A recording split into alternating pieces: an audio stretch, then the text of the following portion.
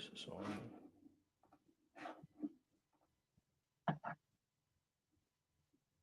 Okay, we're good to go. What is good, YouTube? This your boy Aaron. It's Brian.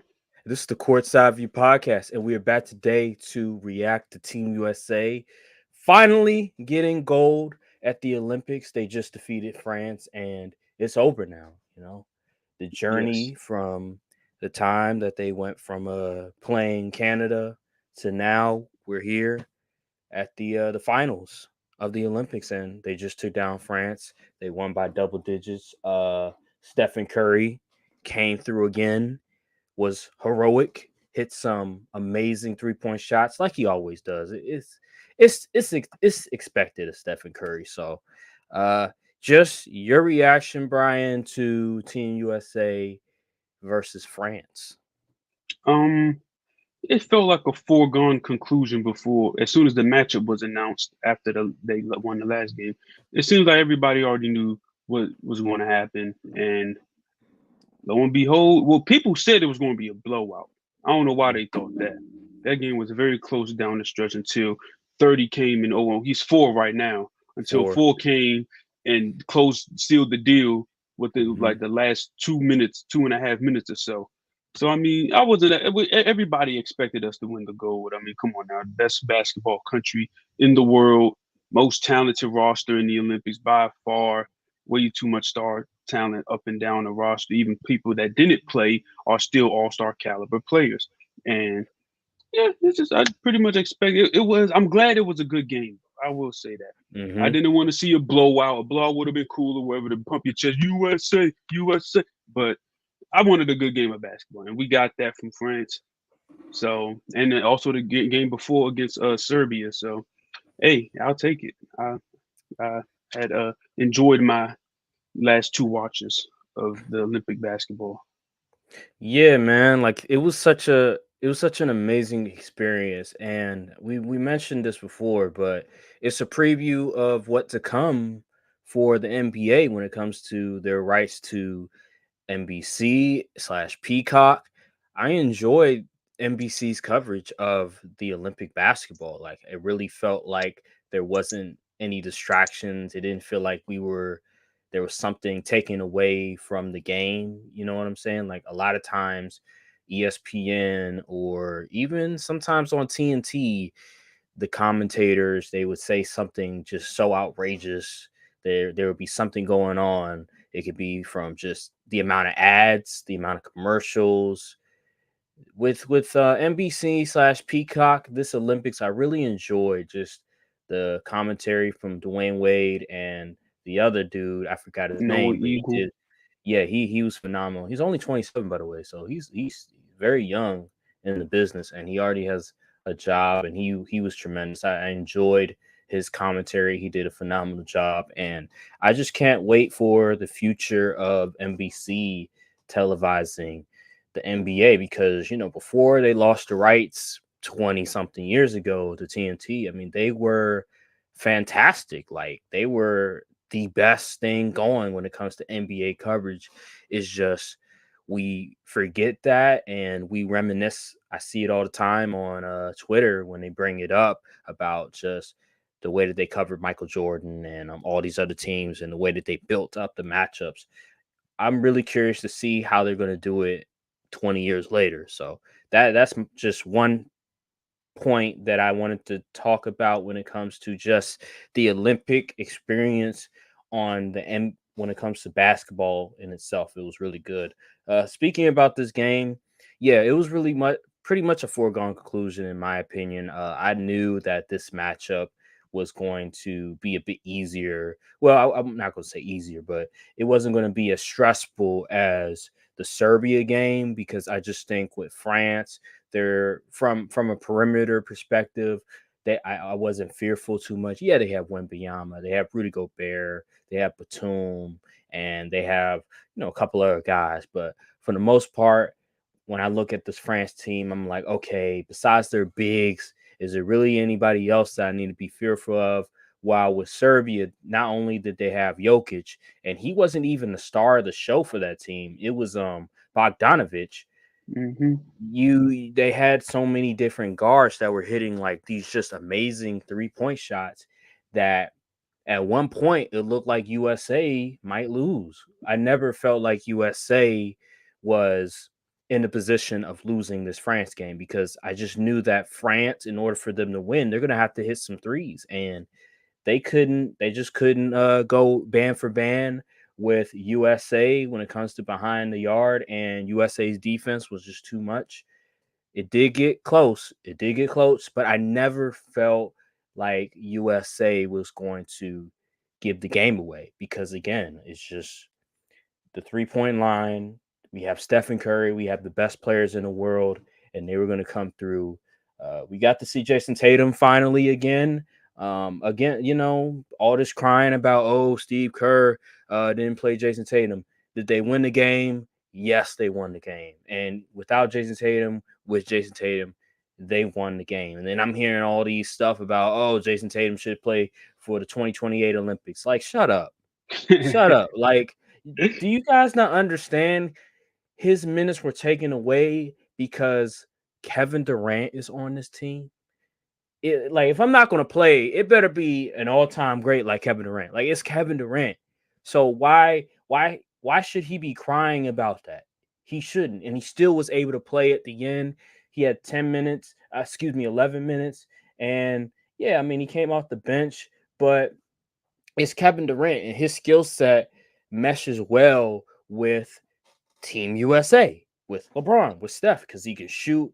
He's a more efficient scorer. I'm not mad at that. And for people to get all mad about it, come on now. I will say that it would have been a bad look if we would have lost to Serbia. I will agree with that because at the end, like Derek White over Jason Tatum, Drew Holiday over Jason Tatum, it is a bad look. You can't find minutes for Jason Tatum, but I'm not going to be like all these other people that are crying about it, calling for Steve Kerr's head. Like, stop it. Thinking it's Game of Thrones, putting his head on a spike. Like, it's not that serious. Like, y'all need to stop. So, overall, I have to say this. This is, in my opinion, this is my opinion. I think this is the most talented team USA has ever assembled. Better than 92, better than 96, better than 2008, better than 2012. I just look at this team right here, just how versatile they are, the shooting ability, the scoring ability, the defense. You can't get any better than this team. I mean, I like 2012 a lot, but this team just from the bigs that they have versus the bigs in 2012, it's not even close. Anthony Davis is in his prime. Joel Embiid is in his prime. Bam Adebayo. It's not even close. And Anthony Davis was on 2012, but he was a rookie. Matter of fact, he didn't even play a single NBA game. That just lets you know this team right here. This team would be 92 Dream Team. I don't give a damn what anybody says. Dream Team, they couldn't hold a candle to this team. Like, let's be for real. 96, get them out of there. 2008, God bless them. They don't have the depth of 2024. This is the most talented team we've ever assembled. Tyrese Halliburton's on the bench. In 2008, I look at 2018, and they were playing dudes that were worse than Tyrese Halliburton. So give me this team over any Team USA team in the past. How you feel about what I just said? Um, from a talent perspective, I can agree on that end, but the coaching aspect, Steve Mike Kerr, Krzyzewski over Steve Kerr? you see some of them Really? rotations Steve Kerr was throwing out there and Let some me Okay. decisions he was making. So let me ask you this because I was looking at the score of each game. Let me pull it up if it'll let me pull it up. I was looking at the schedule, and so they won by 14 versus Canada. Okay, Australia, that was they won by 6. They just demolished Serbia by like 20 plus. They nearly lost to South Sudan. They beat Germany by 4. These are all exhibition games. So when we get to Paris, they won by I think they won by 34 versus Serbia. South Sudan, they won by 17. Puerto Rico, they won by 19. Brazil, I think they won by is that 30? 30? Maybe 30? It was 122-87. Goddamn. Sir, and then Serbia, Serbia, obviously it was a nail biter, 95-91, and then France, they won by double digits.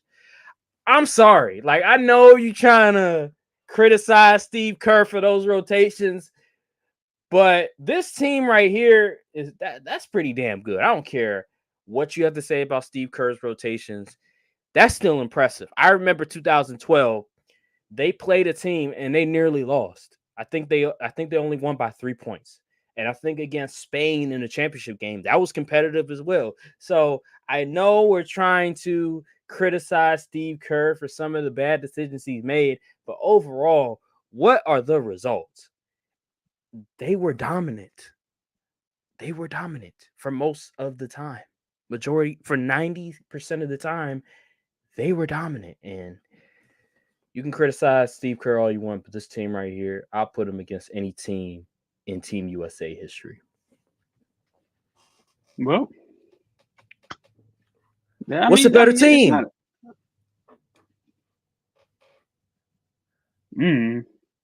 Exactly. There's not a better team than this one. Like, you could say 2008. Listen, I love Kobe. Like, Kobe's my guy. Like, prime Kobe, 08. You got LeBron at the beginning of his prime. You have D Wade in his prime. Carmelo is just starting to enter his prime. And then you have Chris Paul. He's still young. He's been in the league for like 2 years, I think it is. You had, I think maybe Darren Williams was on that team. If not, it was Jason Kidd, I believe it was. So, and then you had Chris Bosh. You have some dudes, but this team right here, like, come on now. Let's be honest. From one, they have 12 guys? They have 12 guys. 1, 2, 3, 4, 5, 6, 7, 8, 9, 10, 11. From 1 to 12, there's not a better team than this team. I'm sorry. Like, it's just not. It's just not. Like, all the other teams are very top heavy. Either they're top heavy or they're not as versatile as this team. 2012, I feel like, is the only team that has a lot of depth, right? That can compete depth wise. But in terms of the shooting aspect of it and the defensive versatility, they don't come close to this team. So I have to give this team the edge over any team. We got to stop with this nostalgia nonsense. Like, this team is legit. There's no other team like this team. That's why this team is special. This is why everybody was watching Team USA basketball, because this team, I don't know if we're ever going to see something like this in a very long time, because LeBron is up there in age. Steph is up there in age. Kevin Durant is up there in age. When are we ever going to see legends like that competing on Team USA? It's going to be a minute. Well, it's going to be tough because all the best players now trying to come from overseas. So Exactly. So that's why I'm saying this team right here is just legendary, because we don't know if we'll ever see 3 legends like this that pretty much defined an era for the better part of like a decade. And they were able to come together for one Olympic and win gold. I don't know if we'll see it again, but I don't know when we'll see it again. Yeah, I don't know. You got to remember, the Dream Team did their thing in 92, and then we had to wait all the way until 2008, really, to finally get some sort of look to the way it was with 92. We had to wait. So how long? Like 92 to 2000. That's a long time. I don't know if we're ever. it's gonna be a minute. It's gonna be a minute. Um, yeah, man. I'm trying to think what else we could talk about with this. LeBron. I just want to bring this up real quick before we transition to talking about the NFL. But LeBron was phenomenal the entirety of the Olympic run. He was easily the MVP of this run when it comes to Team USA. You could bring up that Stephen Curry was how could I say this? He was Closer. the most clutch Mm. when we needed it the most. He was the most clutch because he did hit those huge shots against Serbia and then this game. So you can say he was the most clutch when it came to the knockout rounds. But LeBron, And people have been running with this narrative for years and years that my dog Steph Curry isn't clutch. Just I feel because he don't hit game winners when the buzzer is over, they deemed him as not clutch. And it's a shame on yeah. them. I feel Because when like the that lights was narrative. bright in hostile territory in Paris, France, against the France team in the finals, they gave the ball to Steph and let him cook. Oh my god. I feel like that narrative went away after he won the 2022 NBA Finals because what he did against Boston, was something else. That was a defining moment in his legacy. So for people to still yeah, well when people are still latching on to that narrative that Steph isn't clutch, just look at 2022 NBA Finals. It's right there. Like he was clutch for the majority of those finals. And for people to do that, I don't get it. And then also, I'll give you another example. 2023 playoffs against the Kings. Remember game 7? Oh yeah. I was like, he's going to put on a Superman cape. Yeah, he dropped 50. And I called it. I mean, I don't know what else you need to I don't know what other evidence you need that shows that he's clutch. I mean, he has it right there. So yeah, man. I mean, in terms of like who I want hit make shooting the last shot. I mean, that's a different discussion. But with Steph Curry and the ball in his hands, I feel confident.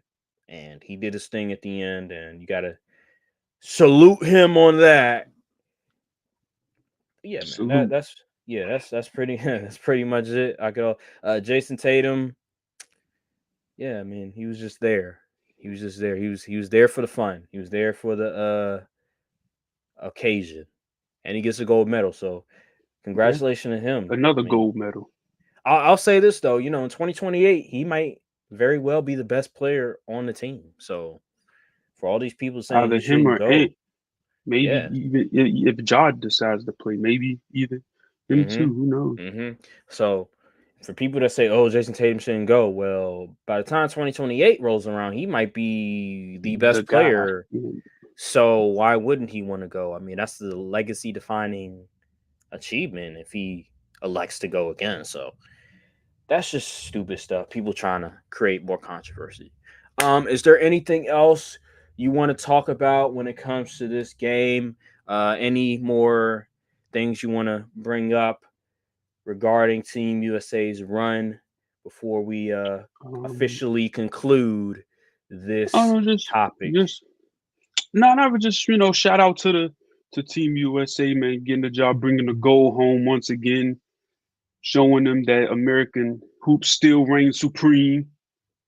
And yeah, man, all them dudes, man, Book, Bam, um, we all know Steph, KD, Braun, I want to give a AD. shout out to somebody. I want to Who? give a shout out to Joel Embiid.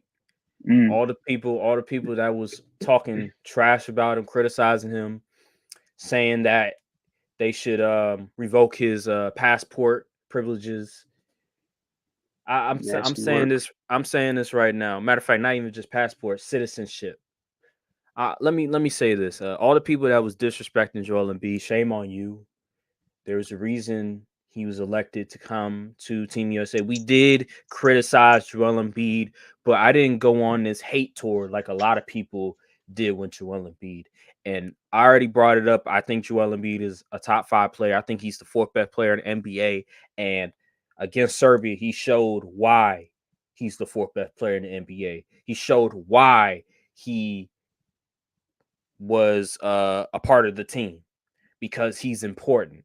And although he didn't have a relatively good game against France, we didn't really need it because we still have Anthony Davis. We still have other dudes that can impact the game. His job was against Serbia, and he did more than he needed to. He was one of the 3 best players in that game. And, people quiet now. Where all the haters now? I'm looking. It's so amazing how like your own country can hate on you. Like how does that work? Ask Noah Lyles. And well, he talks a lot of trash. He talks a lot of trash. Like I watched one video and he was just they were talking about Canada.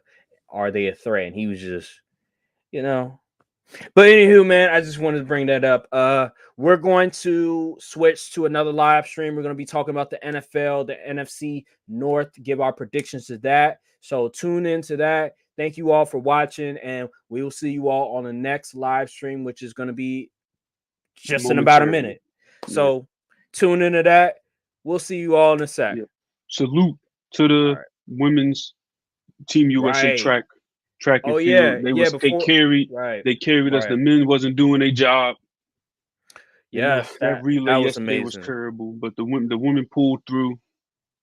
Yes, Gabby Thomas, Sydney McLaughlin.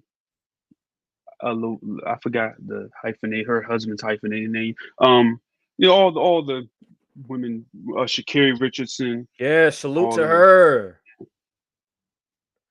Salute to her. And also, another thing. Before we get out of here, I was watching breakdancing.